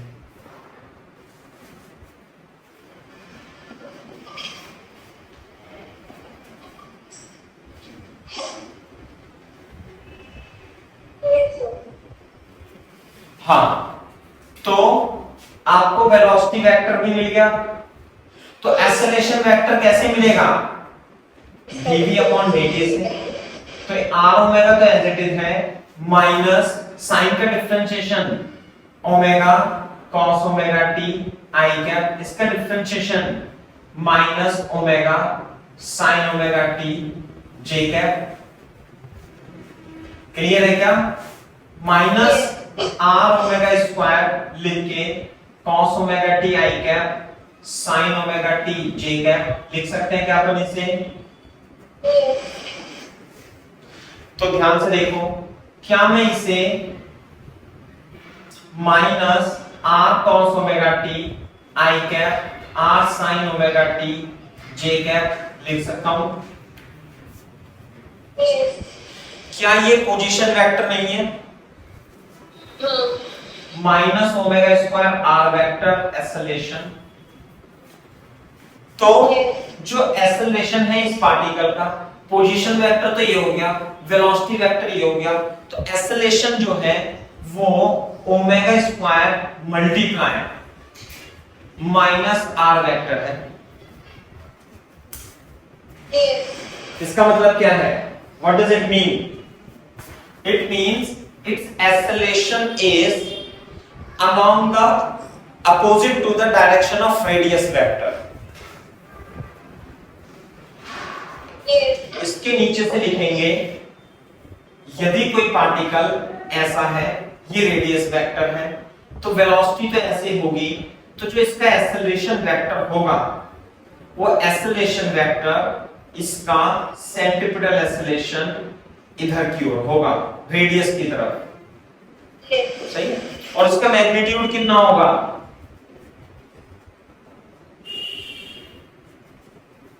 आर वेक्टर का मैग्नीट्यूड इनटू आर, तो AC होगा आर ओमेगा स्क्वायर। क्लियर है क्या बात?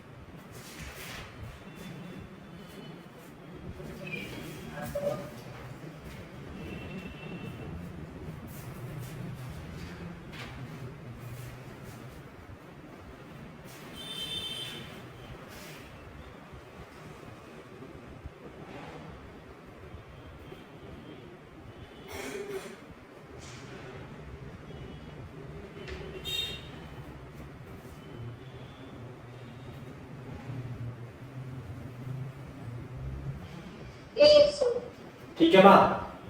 तो ये है, तो सेंट्रीपिटल एक्सेलरेशन किधर की ओर होगा? हमेशा देखो, हमेशा ये सेंटर की तरफ होगा। सही है? और मैग्नीट्यूड होगा आर ओमेगा स्क्वायर। हमारे पास एक रिलेशन और होता है v equal to are omega, तो implies that omega equal to v upon R. तो सेंट्रीपिटल एक्सेलरेशन को हम ओमेगा की जगह v अपॉन आर भी लिख सकते हैं, r v square upon r square, तो v स्क्वायर अपॉन r। तो सेंट्रीपिटल एक्सेलरेशन कितना हो जाएगा भाई? v square upon r।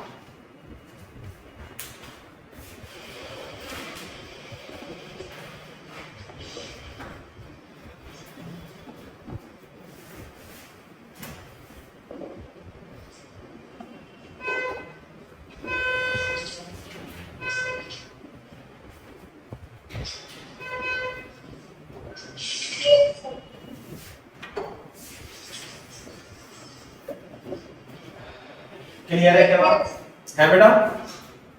Yes समझ गया। हाँ, तो समझ में आया सेंट्रीपिटल एक्सेलरेशन कहां से आता है? यस है ना? तो अब ये डेरिवेशन तो आपसे कोई नहीं पूछ रहा, लेकिन आपको इसकी वैल्यू पता होनी चाहिए कि सेंट्रीपिटल एक्सेलरेशन किधर से किधर की ओर होता है। सही है? अब मैं आपको इसमें कुछ सवाल करा देता हूं, है ना? लिख लो। तो अच्छा, तो ये देखो, जब भी यूसीएम होगा, इन यूसीएम होगा, तो सेंट्रीपिटल एक्सेलरेशन क्या कांस्टेंट रहेगा? ये बताओ। नहीं सर, क्यों? वेलोसिटी चेंज हो रही है। वेलोसिटी चेंज हो रही है, तो मैं ये पूछ रहा हूं क्या सेंट्रीपिटल एक्सेलरेशन कांस्टेंट रहेगा? हाँ सर, मैग्नीट्यूड तो सेम ही रहेगा।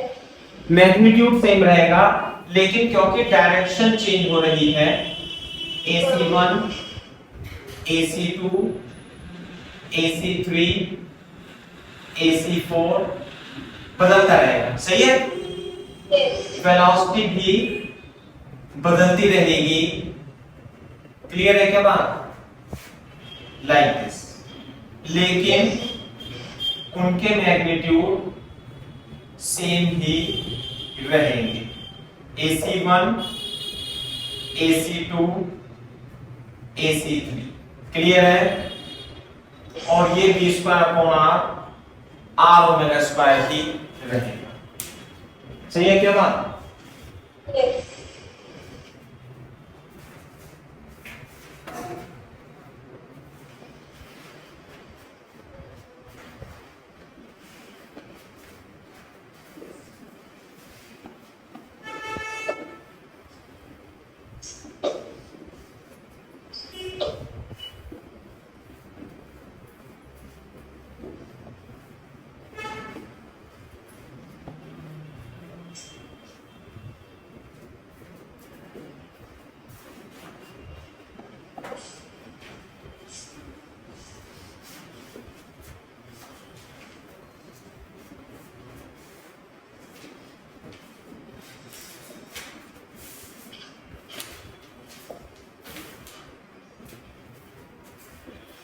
एग्जाम्पल लिख लो एक।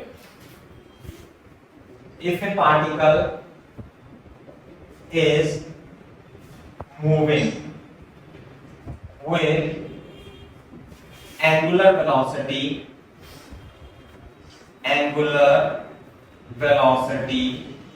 omega is equal to 2 pi by 3 radian per second in a circle of radius r is equal to 3 pi by meter, find first point linear velocity, linear speed, चलो velocity लिख लो उसे, linear velocity, magnitude of centripetal acceleration, third, बस यही।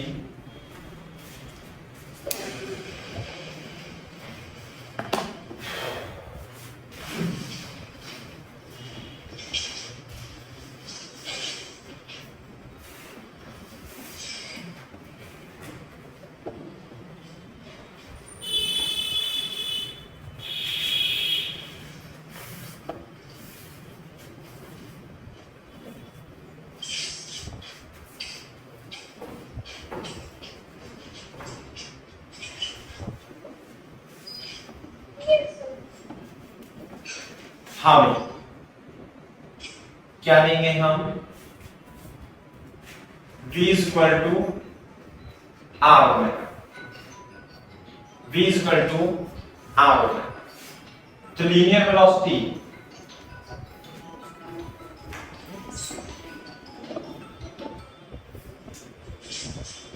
Hello, हाँ जी कैसे?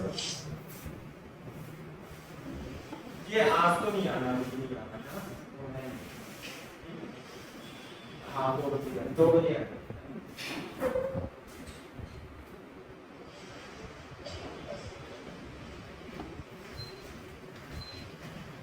v equal to are omega. तो r कितना है 3 अपॉन पाई, ओमेगा कितना है 2 पाई बाई 3, तो कितना हो जाएगा 2 मीटर पर सेकेंड। सेकेंड जो होगा मैग्नीट्यूड ऑफ सेंट्रीपिटल एक्सेलरेशन, क्या होगा भाई centripetal acceleration v square upon r, तो 2 स्क्वायर अपॉन रेडियस कितनी है 3 अपॉन पाई, तो 4 अपॉन पाई। सेंट्रीपिटल एक्सेलरेशन क्या होगा रेडियन पर metre per second square.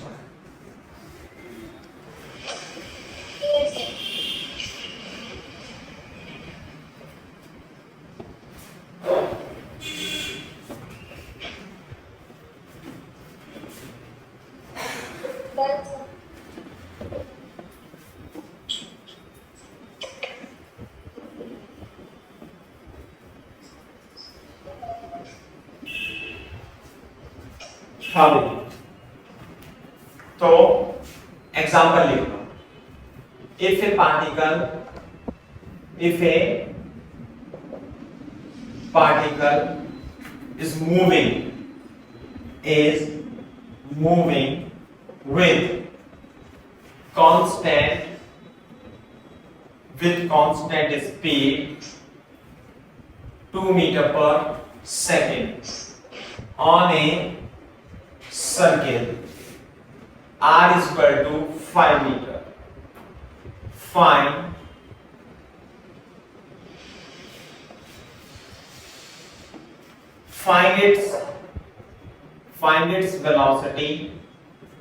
Find its velocity vector and velocity and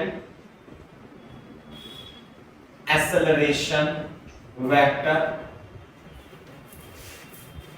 when it is at point A and B. Also find average acceleration between point A and B as shown in figure.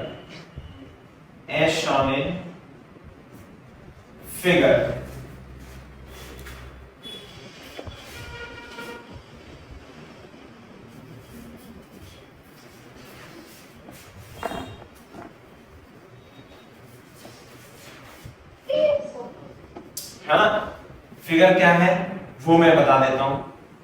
ऐसे x axis Y axis, यह ए यह है B.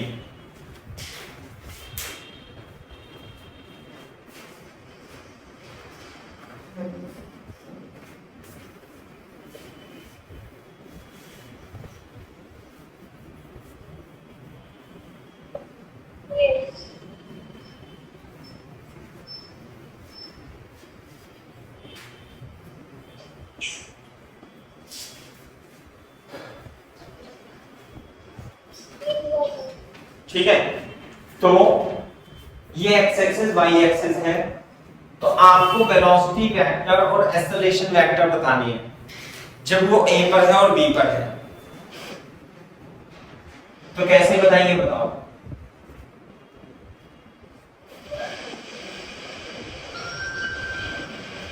है ना, ए पर है anti clockwise लिख लेना, एंटी क्लॉकवाइज।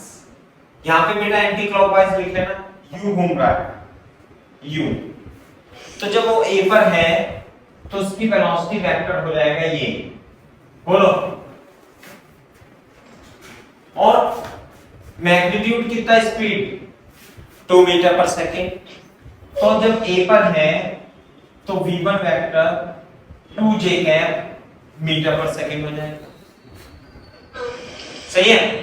और जब वो बी पर आएगा तो इसका वेलोसिटी वेक्टर v2 वेक्टर हो जाएगा और वो हो जाएगा इधर की ओर -2i cap metre per second.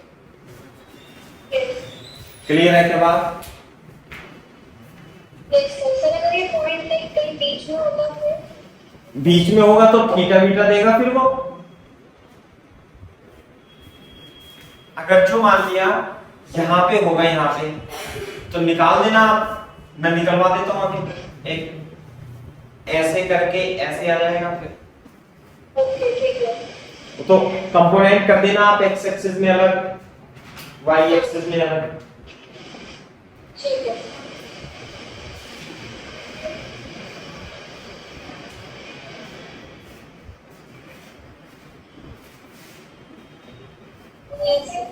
हाँ, तो ये तो एक्सेलरेशन वेक्टर जब वो यहां पर होगा, है ना, यहां पर होगा, तो एक्सेलरेशन ए ए कितना होगा? मैग्नीट्यूड तो होगा v स्क्वायर अपॉन r, और v कितना है? 2 स्क्वायर, और r कितना है? Radius 5 metre. तो एक्सेलरेशन कितना हो गया? 4/5, 0.8 मीटर पर सेकेंड स्क्वायर। तो कितना होगा एक्सेलरेशन ए का? -0.8 आई cap metre per second square. बोलो।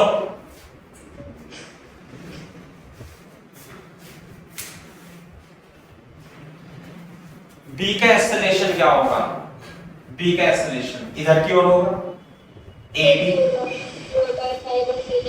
हाँ, तो ये होगा -0.8 जे मीटर पर सेकेंड स्क्वायर।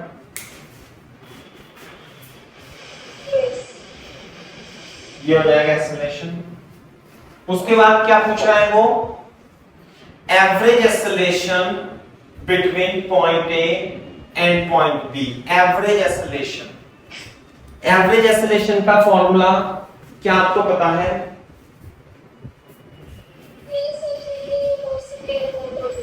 बिल्कुल सही बात है, निकालो।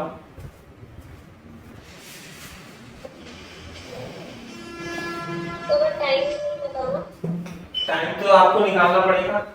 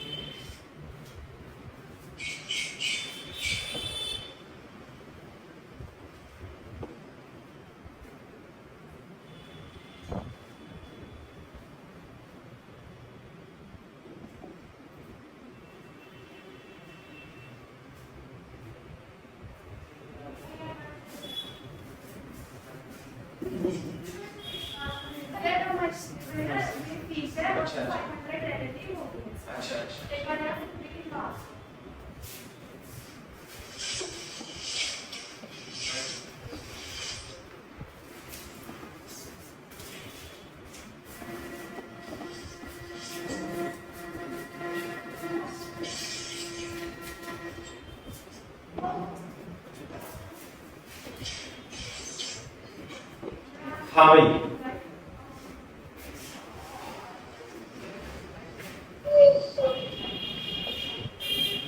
एवरेज एक्सेलरेशन निकालने के लिए आपको change in velocity divided by total time करना पड़ेगा। तो टोटल टाइम निकाल लिया नहीं? अरे S बराबर UT लगा दो। A से B तक का टाइम, और ए से बी s बराबर ut, t बराबर s अपॉन u, s होगा 2 पाई r बाई 4 और u होगा 2 पाई r अपॉन 8। तो पाई अपॉन 4 रेडियस कितनी दे रखी थी?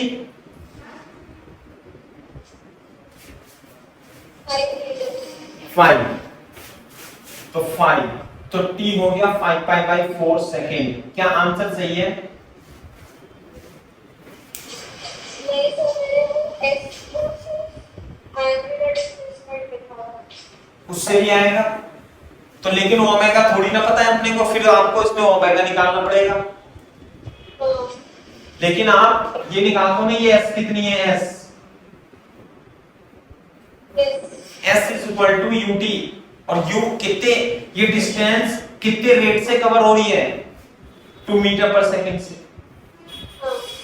है ना? और s कितनी हो गई यहां से लेके यहां तक?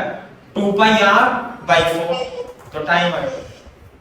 तो एवरेज एक्सेलरेशन जो होगा वो होगा v2 vector minus v1 upon t2 minus t1। Clear है क्या बात?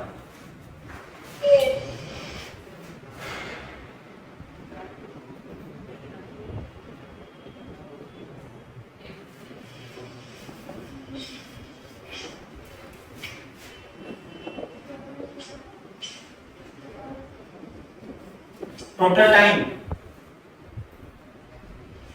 यही तो आया रेट कटिंग।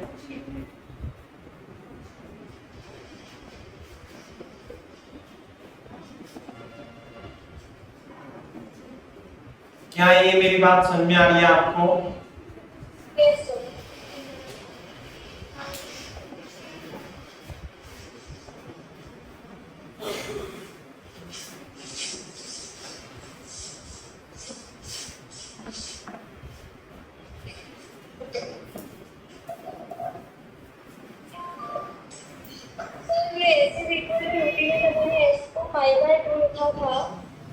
मैंने इनिशियल वेलोसिटी पार्टिकल को मारी थी तो उसकी ए पे वेलोसिटी थी, उसमें प्रॉब्लम क्या है? दोबारा से बोलना। तो s इक्वल टू ut जब मैंने लगाया था, हाँ तो s को मैंने एंगुलर डिस्प्लेसमेंट डाल दिया नहीं। Pi by 2। अरे जब अगर जो आप एंगुलर डिस्प्लेसमेंट निकाल लिए हो तो theta is equal to omega t लगेगा। हाँ यस यस सर। तो यहाँ थीटा अपॉन ओमेगा आता और थीटा आता पाई बाई 2 और ओमेगा तो v अपॉन r से निकालते हैं 2 अपॉन 5 से। ओके 5 पाई बाई 4 सेकेंड आता है इससे। फिर theta is equal to omega t लगा लो या s बराबर ut। तो एंगुलर डिस्प्लेसमेंट में एंगुलर वेलोसिटी लगी जाएगी और लीनियर डिस्प्लेसमेंट के लिए लीनियर वेलोसिटी। कॉपी कर लो फटाफट।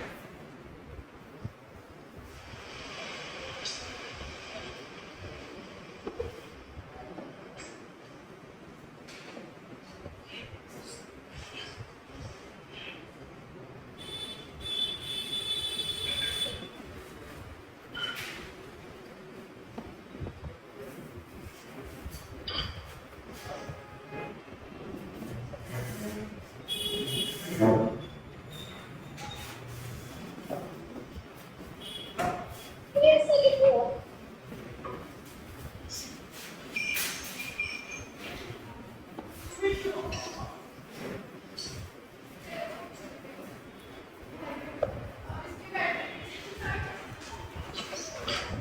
क्या हो गया?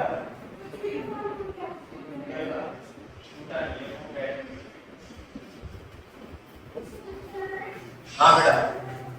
अच्छा मैं क्वेश्चन और लिख देता हूं।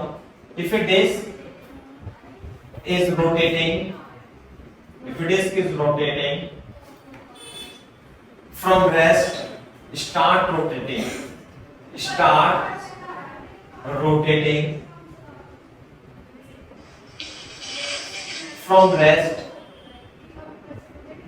from rest and angular acceleration alpha is given by angular acceleration is given by 3t minus t square. Find angular velocity after t is equal to 2 seconds. Angular velocity after t is equal to 2 seconds. तो निकाल लेंगे इसे.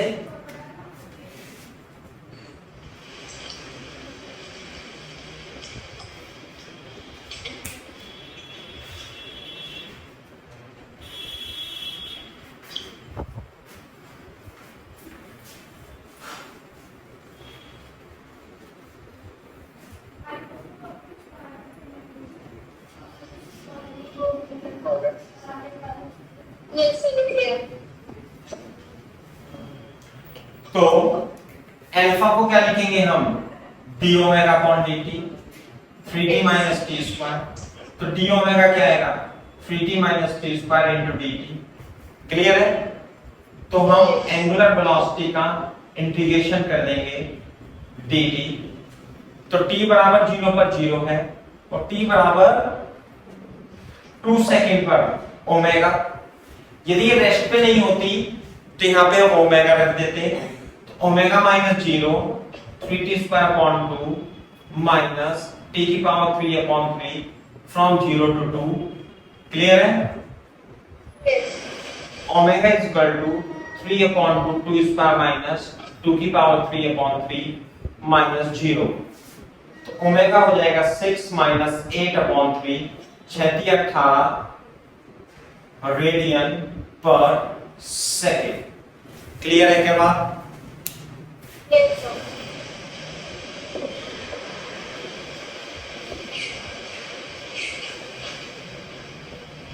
Yes, sir, लिख लिया. ठीक है, एक सवाल और करा देता हूं मैं. सिंपल सा सवाल है ये भी. मैं एग्जांपल ही लिख देता हूं. If omega is equal to दे रखा है 1.5t minus 3t square plus 2 ऐसे. Find the velocity when angular acceleration becomes 0. Omega दे रखा है, आपको एंगुलर वेलोसिटी निकालनी है जब 0 है एंगुलर एक्सेलरेशन. तो अल्फा निकाल लेंगे इसका. कैसे?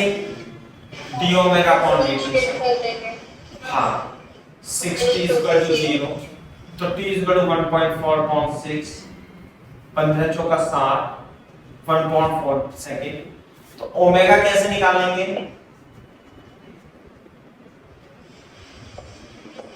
उसके बाद जो टी आर से सब्स्टिट्यूट कर देंगे. यस.